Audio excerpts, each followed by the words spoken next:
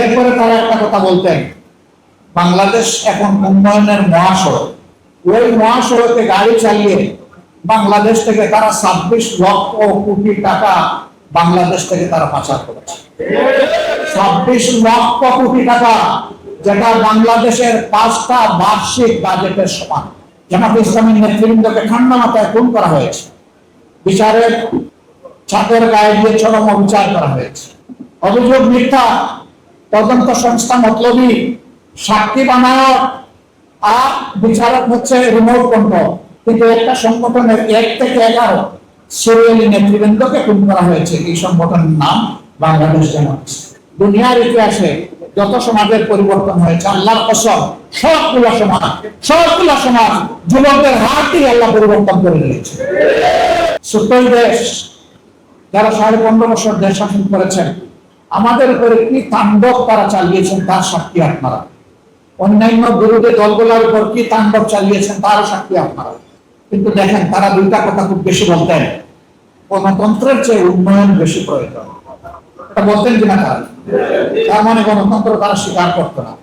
বাস্তবে তারা 3টা নির্বাচনে দেখতে দিয়েছেন তারা গণতন্ত্র আসলে পছন্দ করেন না। এরপরে তারা একটা কথা বলতেন, বাংলাদেশ এখন উন্নয়নের মহাসড়ক। এটা বলতেন না তারা? আসলে তারা একটা মহাসড়ক তৈরি করেছেন, এটা আপনারা আমরা দেখতে পাবো না। ওই মহাসড়কে গাড়ি চালিয়ে বাংলাদেশ থেকে তারা 26 লক্ষ কোটি টাকা বাংলাদেশ থেকে তারা পাচার করেছে।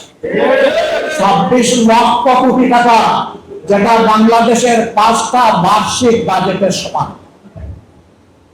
15.5 বছরে লুট করেছেন এবং বিদেশে তা পাচার করছে। এটা বিদেশে পাচারকৃত অর্থের হিসাব, যেটা বাংলাদেশ ব্যাংক নিয়েছে।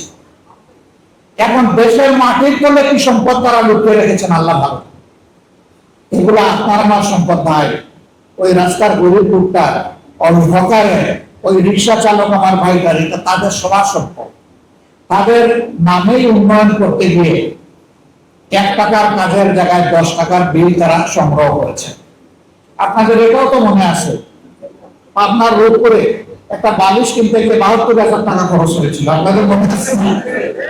জনগণের প্রশ্ন জাগে, এই বালিশ কি সোনা দিয়ে বানানো হচ্ছে না?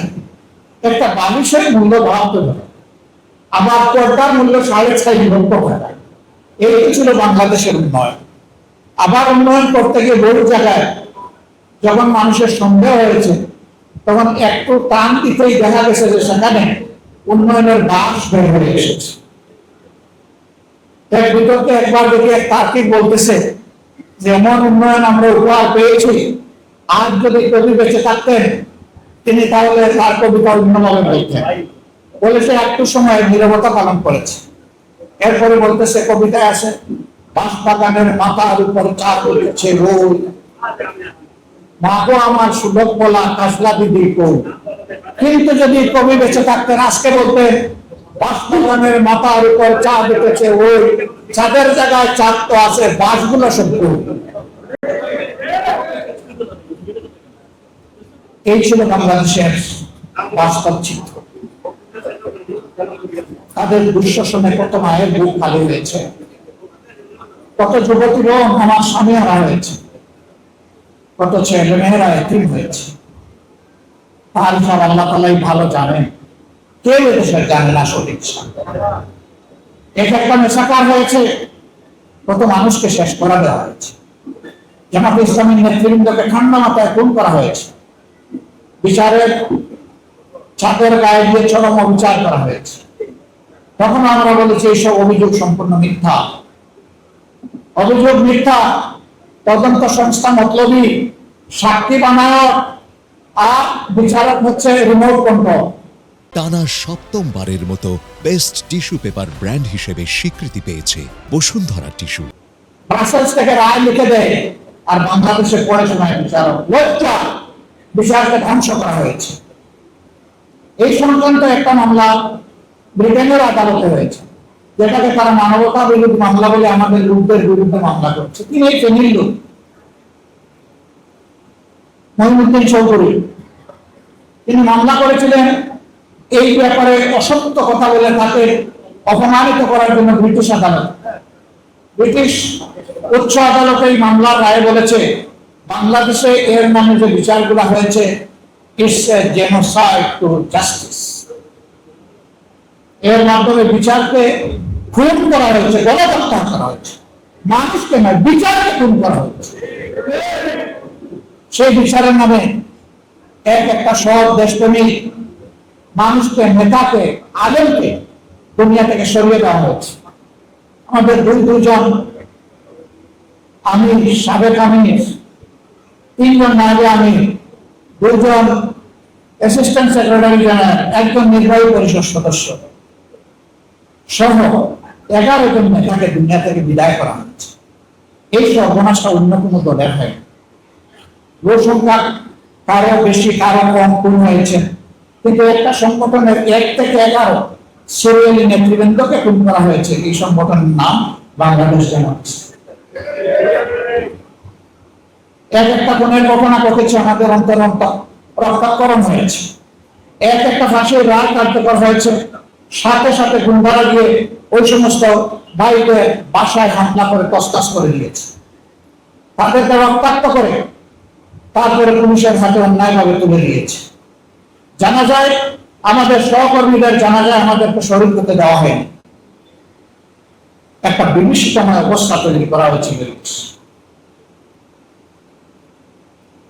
এই কালো অন্যায় আল্লাহ তাআলা দূর করে দিয়েছেন গত বছরের 5 আগস্ট।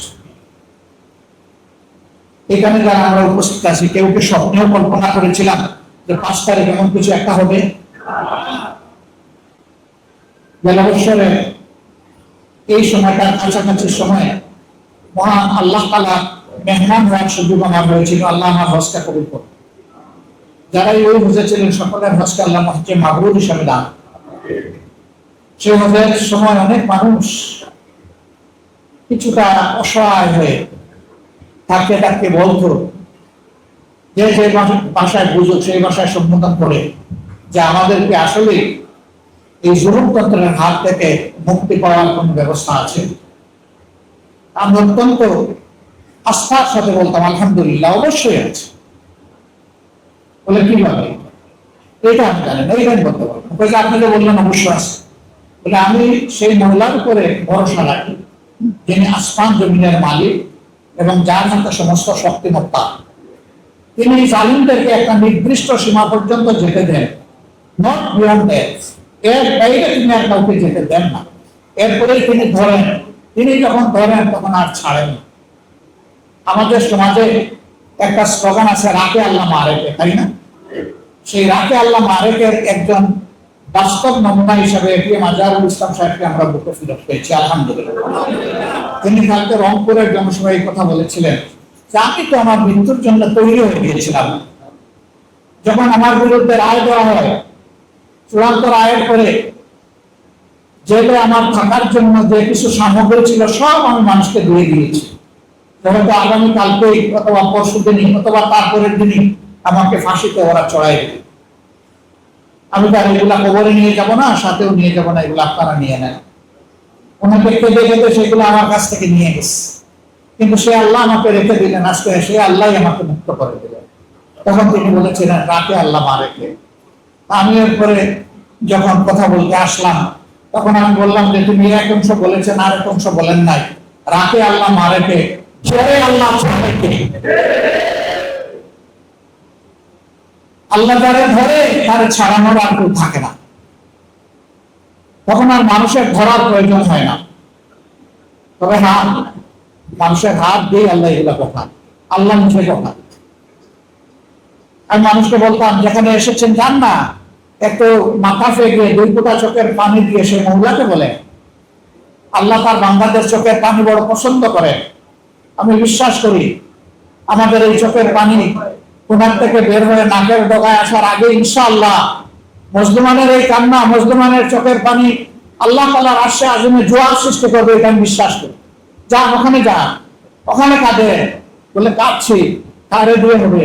আমি বলতাম যে ইনশাআল্লাহ আমাদের যুব সমাজকে দিয়ে হবে। হাসতো লোকেরা, বলে এরা মোবাইল আর ল্যাপটপ নিয়ে পড়ে থাকে, এরা আমাদেরকে পরিবর্তন এনে দিবে, বিপ্লব করে দেবে, এটা কি বাস্তবতা? আমি বলতাম হ্যাঁ, দুনিয়ার ইতিহাসে যত সমাজের পরিবর্তন হয়েছে, আল্লাহর কসম সবগুলা সমাজ যুবকদের হাত দিয়ে আল্লাহ পরিবর্তন করে দিয়েছে।